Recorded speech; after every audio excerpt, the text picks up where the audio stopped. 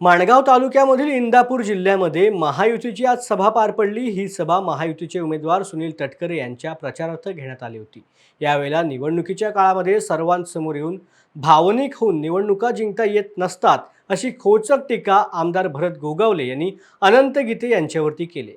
तर 30 वर्ष खासदार राहूनही त्यांनी केलेला विकास हा कंदील लावून शोधला तरी सापडणार नाही, त्यांना जनता चोख उत्तर देईल अशी टीका सुनील तटकरे यांनी अनंत गीते यांच्यावर केली आहे।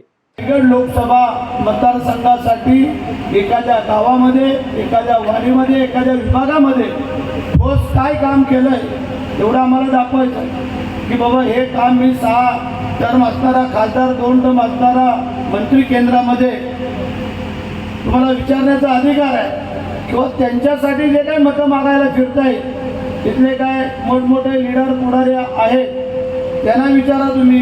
आंबेडकरांनी दिलेल्या लोकशाहीचं जिवंतपणाचं उदाहरण आहे, पण निष्क्रियमध्ये त्यांचं आयुष्य सारं गेलं आहे। राजकीय जीवनामध्ये इतकं 6 वेळेला लोकसभेमध्ये काम करण्याची संधी मिळणं सोपं राहू शकत नाही। सलग पद्धतीची संधी मिळाली। वाजपेयी साहेबांच्या सरकारमध्ये 5 वर्ष मंत्रिपद त्याला मिळालं। त्याला ऊर्जा खात्यासारखं एक प्रभावीपणाचं खातं देशामध्ये ज्याला भारनियमन टिपेला पोचलेलं होतं, आपल्या राज्यामध्ये सुद्धा 16 त्रास भारनियमन होतं, त्यावेळेला हे माशे केंद्रामध्ये ऊर्जा खात्याचे मंत्री होते।